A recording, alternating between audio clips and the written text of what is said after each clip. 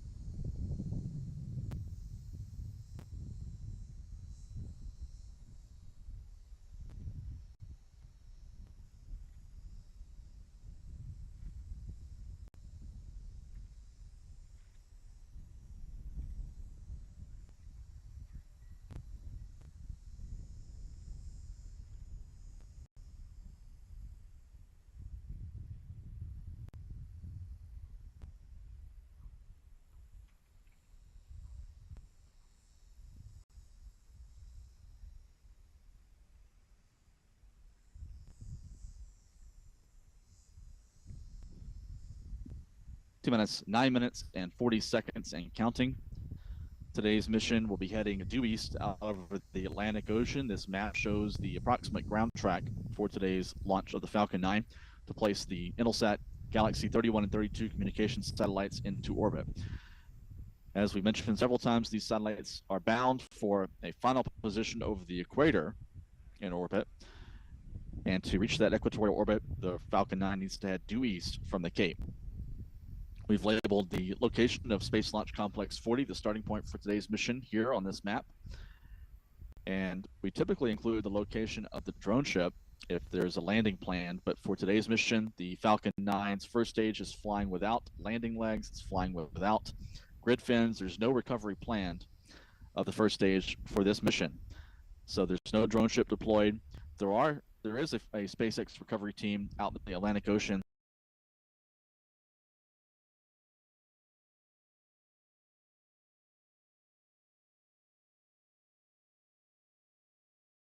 '52nd launch this year. Now, my name is Shiva, and I'm a space operations engineer here at SpaceX, and I'm joining you today from our headquarters in Hawthorne, California. Today's launch continues Intelsat's Galaxy Fleet Refresh Plan, which started with Galaxy 30 in 2020. These assets will provide continuity for C-band media services serving North America. Now, both the Galaxy 31 and 32 satellites were manufactured by Maxar Technologies and are scheduled to enter into service in early 2023. Here's more about the payloads we're flying on today's mission.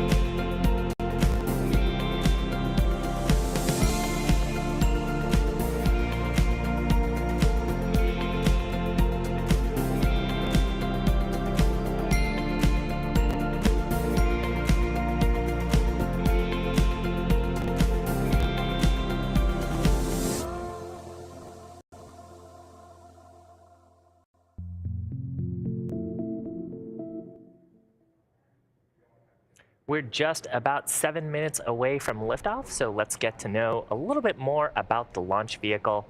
Now, the Falcon 9 you see on the pad is a two-stage rocket designed and manufactured by SpaceX for the reliable and safe transport of both payloads and people into Earth orbit and beyond. Now, as a reminder, Falcon 9 is the world's first orbital-class reusable rocket, and reusability is important because it allows us to refly the most expensive parts of the vehicle. That, in turn, is what allows us to drive down the cost of access to space.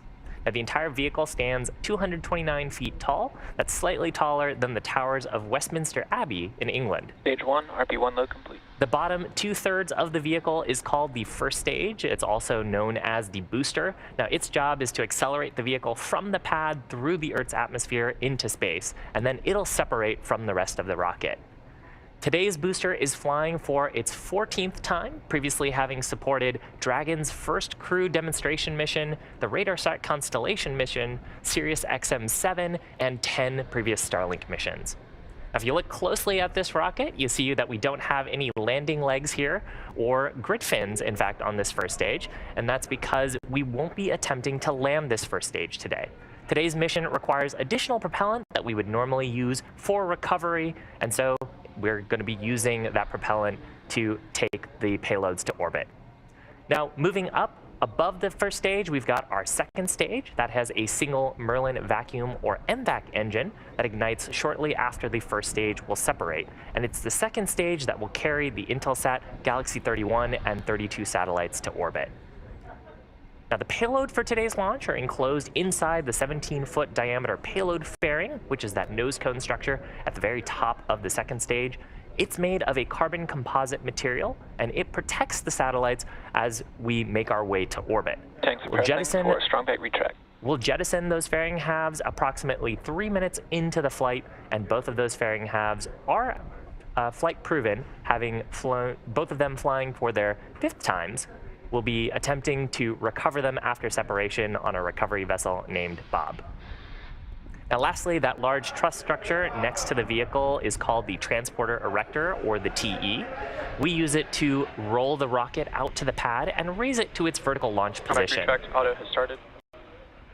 Now, the TE routes vehicle fluids, power, and telemetry from the ground systems to the rocket, and that continues until Falcon 9 switches over to internal power and clears the pad. Now, you might be able to see it there. We've begun to open the clamp arms around the second stage. That's in preparation for transporter erector retract. And that's where the TE will begin to slightly back away from the stage to clear the way for liftoff at T-0 hydraulic systems. There's a call out there for strong back retract. At T-0, the hydraulic systems will actually pull the TE further away, clearing the way further for Falcon 9's liftoff. And you can see there the TE making a small angle with the first stage. You also may have heard some call-outs there that we've begun pressurizing the stage in preparation for TE retract. So we've begun pressurizing the system. We use a helium pressurant on Falcon 9 to pressurize the tanks. Now, at this point in the countdown, we are nearly fully loaded with about 1 million pounds of RP1 fuel. That's a type of refined kerosene. Stage 1, LOX go complete. And liquid oxygen on the vehicle. We just heard the call out there that liquid oxygen loading is complete on the first stage. We'll hear a similar call out for liquid oxygen loading complete on the second stage. Now, Falcon 9 uses rocket propellant 1 as its fuel and liquid oxygen as its oxidizer. An oxidizer is a type of chemical that a fuel requires to burn, and we chill that liquid oxygen significantly below its boiling point. That allows us to load more mass per volume into the vehicle and get more propellant and performance out of the rocket. Now, in addition to both the RP1 and liquid oxygen, we use a chemical called TTEB, triethyl aluminum and triethyl borane, as an ignition source. When we combine those two chemicals, they they produce a hot flame and ignite the RP1 and liquid oxygen to make the rocket go. Coming up, we're about 10 seconds away from liquid oxygen loading complete on the second stage. With that call out, we will be completely loaded with propellants for flight.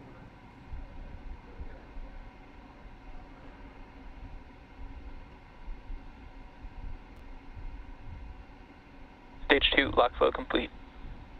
So with that, we are fully loaded with propellants in preparation for liftoff. We'll see some venting from the transporter erector coming up here. And just a quick status update, both the payloads continuing to look healthy.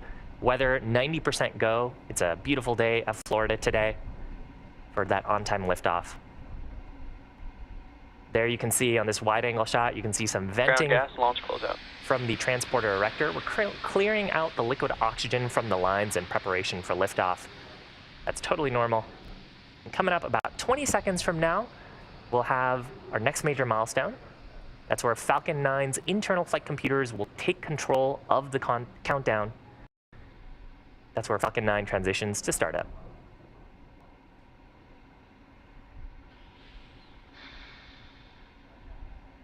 Falcon 9 is in startup.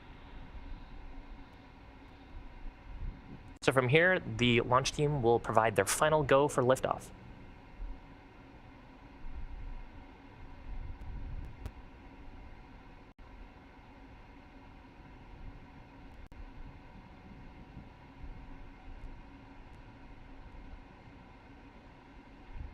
LD, go for launch.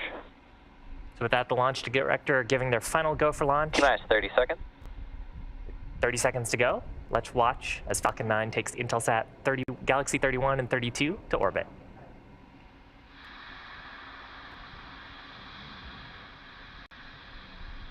Fifteen seconds.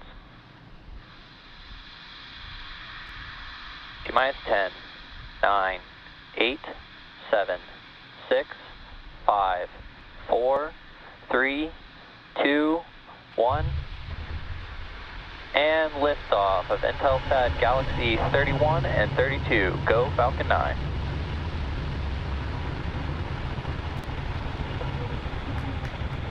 Vehicles pitching downrange.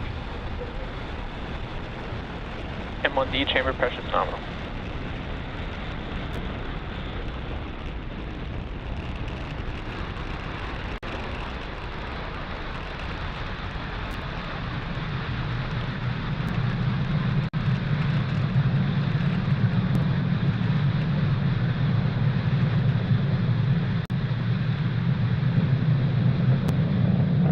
Successful liftoff of Falcon 9 from Space Launch Complex 40 at the Cape Canaveral Space Force Station in Florida. We're carrying the Intelsat Galaxy 31 and 32 payloads to orbit. Now, we've just begun throttling down the Merlin 1D engines in preparation for maximum dynamic pressure. And we've also begun to tilt the engines. That's called gimbaling, and that's why we've begun to move horizontally away from the launch pad. That maneuver is called a gravity turn. Max Q. So call out there for max Q, that's the point of maximum aerodynamic pressure. Now briefly going back to the gravity turn, we are still heading up. As you can see, the speed and altitude are increasing, but we're also heading away from the launch pad. And we do that because a rocket needs to go about 17,500 miles an hour horizontally in order to avoid being pulled back to planet Earth. So we'll keep speeding up the vehicle to get to orbit. Now coming up in about a minute, we've got 3 events back to back. That is main engine cutoff, followed by stage separation, and then second engine start number 1. Main engine cutoff is where we'll shut down all 9 of the Merlin 1D engines on the first stage. That's in preparation for stage separation, where the first stage will push off the second stage, and then second engine start number 1, where we'll ignite the Merlin vacuum engine on the second stage. So again, MECO, main engine cutoff, followed by stage separation, and then SES-1. And gotta love those beautiful views. This is a view from the first stage camera looking down the body of the first stage towards planet Earth. You can see the Merlin 1D's plume expanding as the density gets less and less.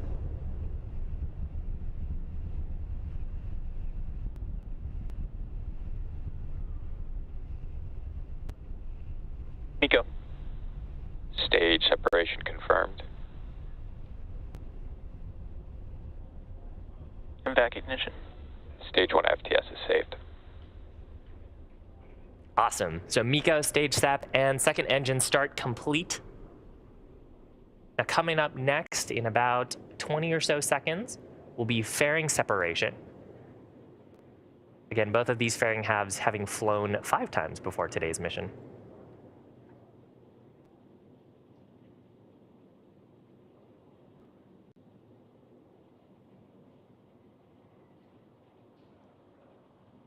And some great views of planet Earth behind the Merlin vacuum engine.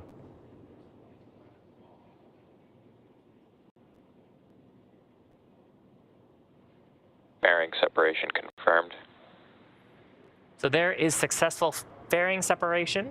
We'll be attempting to recover those fairing halves again once they make their way back to Earth on a recovery vessel named Bob. Acquisition of signal. You can actually see one of the fairing halves in frame there as it goes back to planet Earth. We actually got our first glimpse of the payload as well today.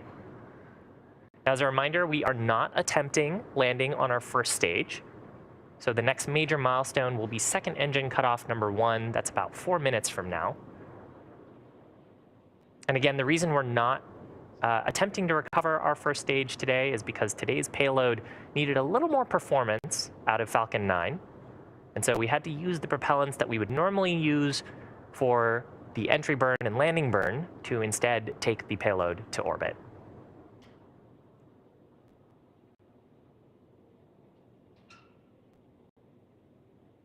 Now, the first of these 2 burns is taking us into what's called a parking orbit.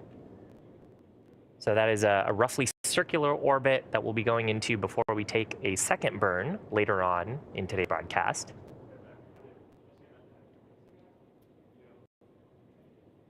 And ultimately, the payloads will be going to what's called a geostationary transfer orbit before they continue their mission onto geostationary orbit.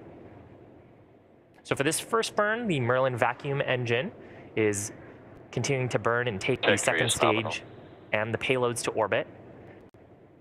Now, the Merlin vacuum engine is extremely similar to the Merlin 1D engines. It does feature more redundancy and a much larger expansion nozzle, and that allows us to maximize the efficiency of the burn in space. And the reason that that expansion nozzle makes the burn more efficient is because we're able to expand the gases further in the vacuum of space than we are on the ground. On the ground, we've got about 14 pounds per square inch of pressure from the atmosphere pushing down on us. And so as you try to expand a gas, you have to keep the pressure matching with that atmospheric pressure. And that means you can't get as much push out of the gas out of the nozzle. But in the vacuum of space, we don't have to contend with that. And so we can actually get more of the force out of the expanding propellant to push the second stage, and that increases the efficiency.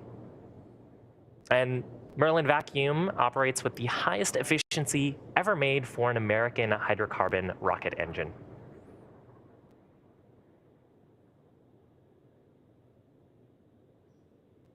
Now, you may have noticed on the pad that the second stage looks very similar to the first stage. It doesn't just look similar, it has the same diameter, it uses the same metal composition in the tanks, the same computers, and the same propellants, and almost the same engine. And that allows us to use similar tooling, design techniques, and systems to build 2 rockets that are more reliable. Anything that we learn on the first stage often applies to the second stage and vice versa. Now, if you're just joining us, welcome. You're watching our webcast coverage of the Intelsat Galaxy 31-32 mission. Trajectory is nominal. You've got a view of the second stage Merlin vacuum engine, along with planet Earth behind us. We're about 4 minutes in to a 5-minute burn. We had successful liftoff, stage separation and second engine start, as well as fairing separation from Space Launch Complex 40 at Cape Canaveral Space Force Station. And we didn't attempt to recover our first stage today as we needed the propellants for additional performance to get our payloads to orbit. Now, we're currently awaiting second engine cutoff number 1, or SECO 1. That coming up in just about 20 seconds from now. Terminal guidance. Stage 2 FTS is saved.